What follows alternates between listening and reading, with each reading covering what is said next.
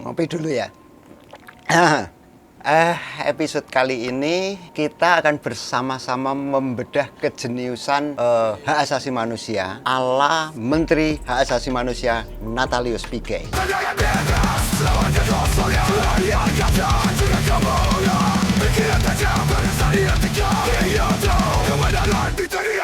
Kita akan menyaksikan bagaimana keajaiban seorang Menteri HAM yang jelas-jelas terlalu cemerlang untuk otak-otak iya biasa seperti saya ini. Pertama, kita buka dengan melihat panggung global. PBB, Perserikatan Bangsa-Bangsa, itu sudah menyampaikan laporan pelanggaran HAM pada demonstrasi atau penanganan demonstrasi pada akhir Agustus lalu, termasuk kematian Afan Kurniawan yang dilindas mobil Brimob. Di situ disimbolkan ada pelanggaran HAM berat di Indonesia. Lalu apa respon dari Menteri HAM Natalius Pigai? Mau tahu? Dia jawab begini, itu PBB telat, Indonesia itu sudah gerak 3 hari lebih cepat. Presiden aja kaget dengan tindakan polisi dan juga sudah mengambil tindakan tegas.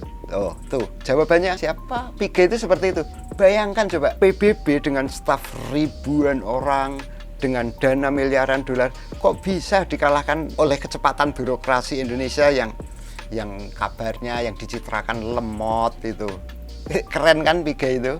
Bisa seperti itu. Atau jangan-jangan PBB yang nggak paham bahwa tugas utama Menteri HAM, tugas utamanya adalah membantah pernyataan siapapun yang menyebut ada pelanggaran HAM. Itu tugas Kementerian HAM.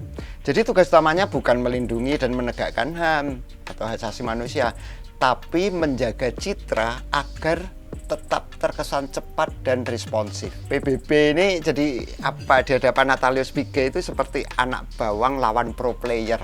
Nah, kemudian yang kedua, kasus tiga demonstran yang sampai saat ini itu masih hilang, tidak ketemu. Mereka demonstran ini yang hilang adalah Reno Sahputrodewo, kemudian Muhammad Farhan Hamid ya lengkapnya, dan Bima Permana Putra. Mereka lenyap saat aksi pada akhir Agustus lalu di Makobrimob, Kuitang, dan Glodok. Kontras itu menyimpulkan ada penghilangan paksa terhadap para demonstran itu. Jadi mereka itu dilenyapkan secara sengaja. Tapi Pigai dengan gaya detektifnya itu justru mengatakan sebaliknya. Ini, itu terlalu dini bilang hilang. Jadi mungkin saja mereka panik, sembunyi. Ini Jakarta bro, Jakarta itu kan metropolis, CCTV ada di mana-mana.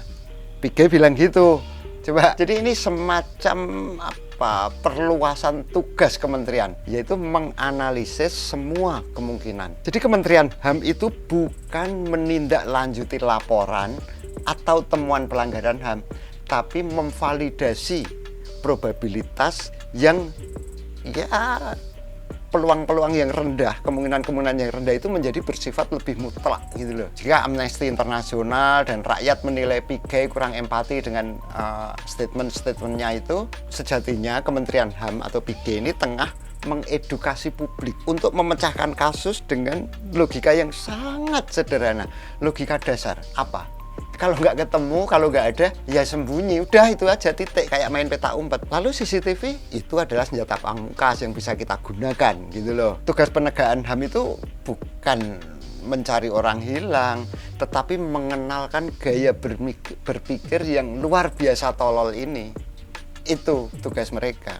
Di suatu saat itu saya juga pernah mendengar bahwa Pigai itu pernah ngomong bahwa dia itu tidak punya istri, tetapi memiliki 3 pacar. Jadi dia tidak punya istri selama 13 tahun, tapi punya 3 pacar yang 3-tiganya katanya loh nih, klaimnya itu diperlakukan dengan baik. Wah, ini luar biasa ini.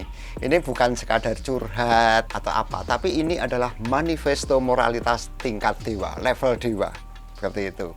Jadi Pigai ini seperti sedang mendefinisikan ulang etika pejabat. HAM bukan cuma soal keadilan, tapi soal hidup harmoni dengan 3 hati sekaligus. Itulah Natalius Pigai. Dari seorang pedagog itu sekarang dia itu menjadi seorang demagog. Itu sebuah revolusi yang luar biasa itu.